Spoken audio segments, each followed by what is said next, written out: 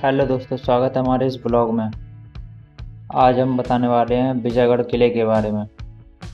उत्तर प्रदेश के सोनभद्र जिले में बसे इस हजारों साल पुराने विजयगढ़ किले का इतिहास महाभारत काल से जुड़ा हुआ है। लेकिन यह किला चंद्रकांता किले के नाम से जाना जाता है क्योंकि यहाँ बने रंग महल में एक ज़माने में विजयगढ़ की राजकुमारी चंद्रकांता रहा करती थी। तैमूर पर्वतमालाओं से घिरे हुए इस 400 फीट ऊंचे इस किले की जगह को किसी ज़माने में विजयगिरी नाम से जाना जाता था। इस किले में एक गुफा भी है। गुफा में अक्सर खजाने छिपे होने की संभावना अक्सर जताई जाती है। तो बिना देरी किए हुए लेके चलते हैं, आप लोगों को दिखाते हैं विजयगढ़ का किला यानी चंद्रकांता किला। बने रहिए हमारे साथ। विजयगढ़ किला उत्तर प्रदेश राज्य के सोनभद्र जिले में मऊकला नाम के गांव में स्थित है, जो कि सोनभद्र यानी कि रॉबर्ट्सगंज से 30 किलोमीटर की दूरी पर और बनारस से करीब 110 किलोमीटर की दूरी पर है। लेकिन मैं आपको ये बता देता हूँ कि यहाँ पहुँचने के लिए आपको पब्लिक ट्रांसपोर्ट नहीं मिल पाएगा और आप या तो अपने निजी वाहन से यहाँ पहुँच सकते हैं या फिर आप रॉबर्ट्सगंज से ही कैब या ऑटो को किराए पर लेकर यहाँ आ सकते हैं। तो जब आप यहाँ जाएंगे तो आपको शुरू में तो बहुत ही खूबसूरत रास्ते दिखाई देंगे, जैसा कि धनडौल डैम से लगा हुआ ये रास्ता दिखाई दे रहा है। और यहीं दूर से अगर आप देखेंगे तो वहाँ पहाड़ी पर विजयगढ़ किला भी नजर आ रहा है। लेकिन जैसे जैसे आप आगे बढ़ेंगे ये रास्ता सकरा होता जाएगा, और क्योंकि यहाँ आसपास में पूरा जंगल का इलाका है तो आपको इस प्रकार के रास्ते यहाँ नजर आएंगे। अगर आप गूगल मैप्स पर लोकेशन लगाकर यहाँ पहुँचना चाहते हैं तो मैं बता देता हूँ कि फिलहाल में इसकी मार्किंग थोड़ी सी गलत है और एक जगह जंगल में ऐसी आती है जब आपको मैप्स ये बताएगा कि आप अपनी डेस्टिनेशन पर पहुंच गए हैं। लेकिन आप बिना घबराए आगे चलते रहिएगा और थोड़ी ही देर में आप विजयगढ़ किले की सीढ़ियों के पास पहुंच जाएंगे। तो मैं आपको ये बता देता हूं कि इस किले पर जाने के लिए 400 फुट की खड़ी चढ़ाई है। तो अगर आप बुजुर्ग या बच्चों के साथ यहाँ जाएंगे तो शायद आपको काफी तकलीफ हो सकती है, लेकिन फिर भी अगर आप उनके साथ यहाँ जाना चाहते हैं तो कोशिश करिएगा कि सुबह के समय में जितना जल्दी हो सके आप यहाँ पहुँच जाएं, जिससे कि आपके पास पर्याप्त समय रहे और आप आसानी से ऊपर चढ़कर इस किले को पूरी तरीके से घूम सकें। वैसे तो साधारण तौर पर इस किले को घूमने के लिए बहुत ही कम लोग आते हैं, लेकिन फिर भी मैं ये कहूँगा इस किले को घूमना किसी एडवेंचर से कम नहीं है। तो जब आप यहाँ पर चढ़ना शुरू करेंगे तो भले ही आपको थोड़ी थकावट महसूस होगी, लेकिन यहाँ के खूबसूरत नज़ारे देखते देखते आपकी थकावट कब मिट जाएगी आपको पता भी नहीं लगेगा। और इन्हीं नज़ारों को देखते हुए आप इस किले के प्रवेश द्वार तक भी पहुँच जाएंगे। तो ये है इस किले का प्रवेश द्वार यानी कि एंट्री गेट। और यहाँ ऐसा ही एक और प्रवेश द्वार किले के दूसरे छोर पर भी बना हुआ है, जो मैं आपको थोड़ी देर में दिखाऊंगा। तो दोनों दरवाजों में से किसी भी दरवाजे का इस्तेमाल कर आप इस किले में प्रवेश कर सकते हैं। तो आइए मैं आपको इस किले के अंदर लेकर चलता हूँ और इससे जुड़ी सारी जानकारियाँ मैं आपको देता हूँ। तो ये जो गेट हमने देखा ये अंदर से कुछ इस तरीके से नजर आता है और आप देखेंगे कि इसके ऊपर में फोर्ट की डिफेंसिव वॉल यानी कि सुरक्षा दीवार का हिस्सा नजर आ रहा है। आइए आपको ये ऊपर चलकर दिखाता हूँ। यहाँ ऊपर चढ़ने के लिए सीढ़ियाँ भी बनी हुई हैं, जो कि आपको क्षतिग्रस्त रूप में ही दिखाई देंगी। तो ऐसा मालूम पड़ता है कि यहाँ पर ऊपर में सैनिक खड़े होकर इस किले की निगरानी किया करते थे, क्योंकि यहाँ पर आपको इस प्रकार के छेद भी नजर आएंगे जो कि हमने पहले भी कई किलों में देखे हैं। तो इनसे झांक कर सैनिक दुश्मनों पर हमला कर सकते थे। तो आइए नीचे चलते हैं और बाकी का किला देखते हैं। तो इस किले का अधिकतर हिस्सा आपको खंडहर के रूप में ही नजर आएगा, और ये जो सामने में आप कक्ष देख रहे हैं ये शायद किसी जमाने में सैनिकों के रहने का कक्ष हुआ करता था, क्योंकि ये सुरक्षा दीवार से एकदम लग कर बनाया गया है और ये दीवार किले के चारों ओर में आपको नजर आएगी। वो बात अलग है कि काफी जगह से ये टूटी भी हुई है, लेकिन वहाँ से भी आप कैमूर पर्वतमाला के नजारों का मजा तो ले ही सकते हैं। इस दीवार को बनाने के लिए यहीं के पहाड़ी पत्थरों का इस्तेमाल किया गया है, जिससे कि इसकी मजबूती का साफ पता लगता है। तो जैसा कि आपने देखा कि ये पूरा पहाड़ी इलाका है, तो यहाँ अभी भी आपको कहीं कहीं पर इस तरह के चट्टानों के हिस्से दिखाई देंगे और मुझे तो ये देखने में काफी खूबसूरत लग रहे हैं। और एक बात मैं आपको यहाँ पर ये बताना चाहूँ, अगर छोटे बड़े सारे तालाब मिला लिए जाएं तो कुल मिलाकर यहाँ पर 7 तालाब बने हुए हैं। इनमें से राम सागर और मीरा सागर तालाब में कभी भी पानी नहीं सूखता है, भले ही यहाँ पर कितनी भी गर्मी क्यों न पड़ जाए। तो ये सामने वाला तालाब जो आप देख रहे हैं ये है राम सागर तालाब। तो श्रावण के महीने में हर साल श्रद्धालु कांवड़िए यहाँ पर आते हैं और यहाँ से जल लेकर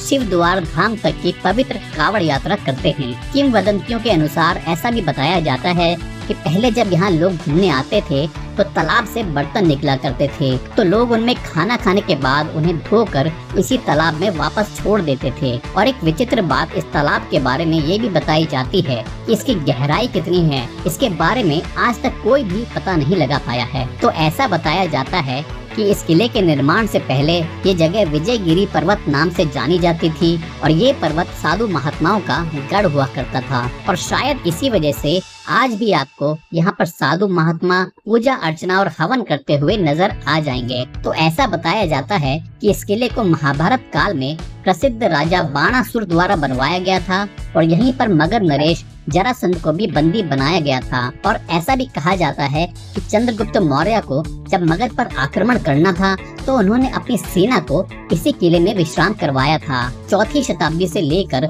6वीं शताब्दी के अंत तक यहाँ पर गुप्त वंश का राज रहा था और फिर 6वीं शताब्दी से लेकर सन 1036 तक यहाँ पर गुर्जर प्रतिहार वंश ने अपने पैर जमा रखे थे। सन 1040 में इस किले का पुनर्निर्माण जादौन राजपूत राजा विजयपाल द्वारा करवाया गया था। मुगल बादशाह अकबर के समय में यानी कि 1556 से लेकर 1605 के बीच में विजयगढ़ का किला और इस इलाके के सभी किले मुगल वंश के नियंत्रण में आ गए थे, लेकिन बाद में काशी नरेश ने इस पर कब्जा जमा लिया था। विजयगढ़ किले के अंतिम शासक बनारस के राजा चैत सिंह थे और उन्होंने यहाँ पर तब तक शासन किया जब तक अंग्रेज यहाँ तक नहीं पहुँच गए। तो महाभारत काल से लेकर अंग्रेजों की गतिविधियों तक का साक्षी ये विजयगढ़ का किला अपने साथ कई रहस्यों को समेटे हुए है। हर साल अप्रैल के महीने में यहाँ पर एक मेला आयोजित होता है जिसको बोला जाता है उर्स।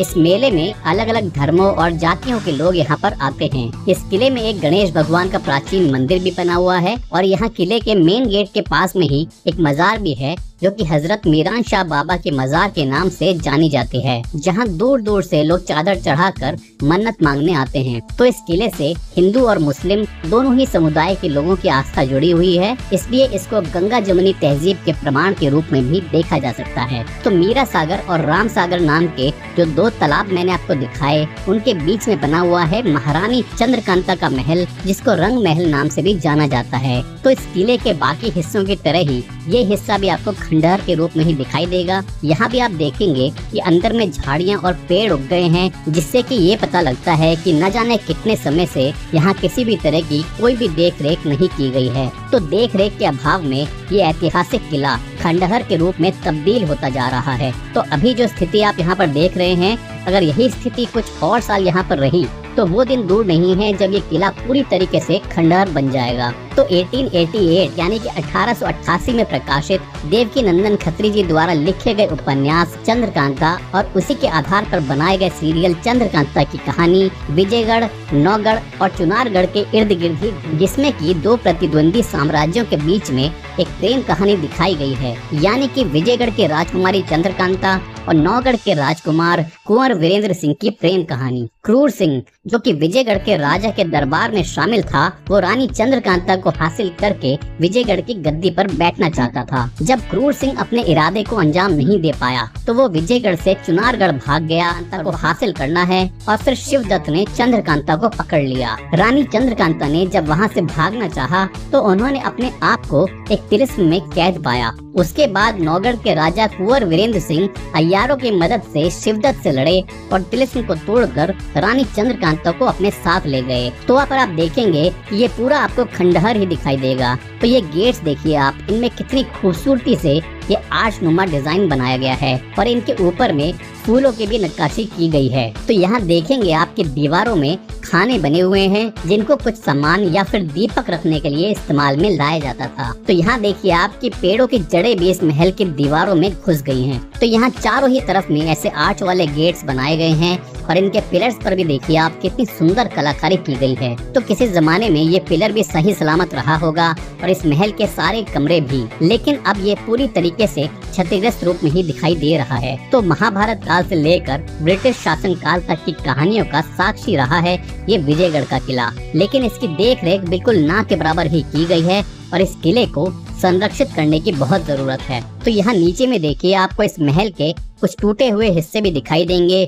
जिनमें से कुछ तो यहाँ होने वाले युद्धों के दौरान टूट गए होंगे और कुछ को देखकर ऐसा लगता है कि ये अपने आप ही गिर गए होंगे। और ऐसा भी बताया जाता है कि इस महल में कई मूर्तियां भी हुआ करती थी, लेकिन वो सभी यहाँ हुए आक्रमण के दौरान तहस नहस हो गई थी। तो यहाँ आप अंदर में देखेंगे कुछ इस तरह के कक्ष बने हुए हैं। और जैसा कि मैं हमेशा बोलता हूँ कि इन इमारतों के दीवारों पर लिखकर इनको खराब ना करें। ये हमारी ऐतिहासिक धरोहर हैं और आप इनको खराब नहीं कर रहे हैं, बल्कि आप अपने देश की छवि को खराब कर रहे हैं। तो ये था विजयगढ़ किले का प्रसिद्ध चंद्रकांता महल। तो आइए अब आपको इस किले में बनी बारादरी दिखाता हूँ। तो ये जो सामने में आप इमारत देख रहे हैं, ये किसी जमाने में बारादरी हुआ करती थी। इसके अंदर का हिस्सा भी आपको क्षतिग्रस्त रूप में ही दिखाई देगा और यहाँ पूरे में झाड़ झंकार ही नजर आएंगे। और यहाँ आप देखेंगे कि ऐसे कक्ष भी बने हुए हैं जो राजा महाराजाओं के समय में इस्तेमाल में लाए जाते थे। तो ये थी विजयगढ़ किले की बारादरी। तो आइए अब इस किले का मुख्य द्वार यानी कि मेन गेट और उसी के पास में बनी कचहरी आपको दिखाता हूँ। तो ये जगह जो आप देख रहे हैं,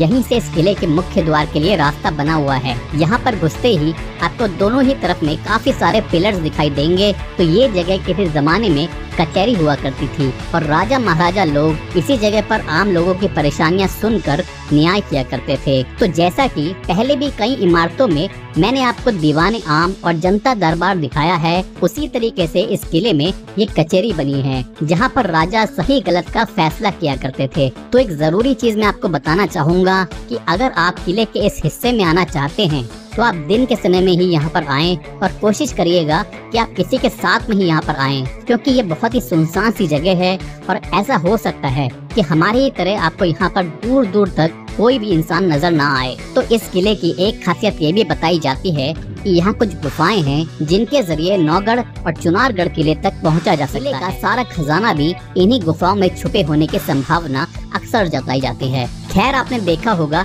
कि हमने जिस तरफ से किले में प्रवेश किया था उस तरफ की सीढ़ियाँ काफी अच्छी तरीके से बना दी गई हैं, लेकिन इस तरफ की हालत अभी भी काफी खराब है। तो चलिए आपको इस तरफ का भी रास्ता मैं दिखाता हूँ। तो हम अब इस किले के दूसरे छोर पर आ गए हैं और ये जो सामने में गेट आप देख रहे हैं, ये है सिंह द्वार और ये इस किले का मेन गेट हुआ करता था। और इसी के सामने में किले तक पहुंचने का रास्ता बना है जो आपको थोड़ी खराब अवस्था में दिखाई देगा। तो ये था किले के सामने का हिस्सा जो अब काफी कम इस्तेमाल किया जाता है। आइए अब आपको बाहर लेकर चलता हूँ और यहाँ की कुछ और बची हुई इमारतें दिखाता हूँ। तो यहाँ ये इमारत भी मुझे नजर आई, लेकिन इसके बारे में कोई जानकारी मुझे नहीं मिली। तो यहाँ पर अंदर में 2 कमरे बने हुए हैं। पहला कमरा ये है जिसमें कई सारे खाने बने हुए हैं जो कि इसलिए बनाए जाते थे जिससे कि इनमें कुछ सामान या फिर मोमबत्तियां और दीपक वगैरह रख सकें। और ये सामने वाला जो खाना दिख रहा है आपको, इस तरह के खाने अधिकतर भगवान की मूर्ति रखने के लिए बनाए जाते थे। और ये है यहाँ बना दूसरा कमरा जिसमें दोनों ही तरफ में ऊंचे ऊंचे चबूतरे बने हुए हैं। यहीं पास में आपको कई सारे स्तंभ पर कुछ कक्ष बनाए गए होंगे जो बाद में खंडित हो गए होंगे, या फिर ये घोड़े बांधने का अस्तबल भी हो सकता है। कहना थोड़ा मुश्किल है कि ये क्या हो सकता है। आशा करता हूँ हमारी वीडियो आप लोगों को पसंद आई होगी। ऐसी ही वीडियो देखने के लिए हमारे चैनल मिस्टर देव ब्लॉग 1519 को सब्सक्राइब करें और बेल आइकन को भी प्रेस करें ताकि हमारी वीडियो जल्द से जल्द आप लोगों तक पहुँचती रहे।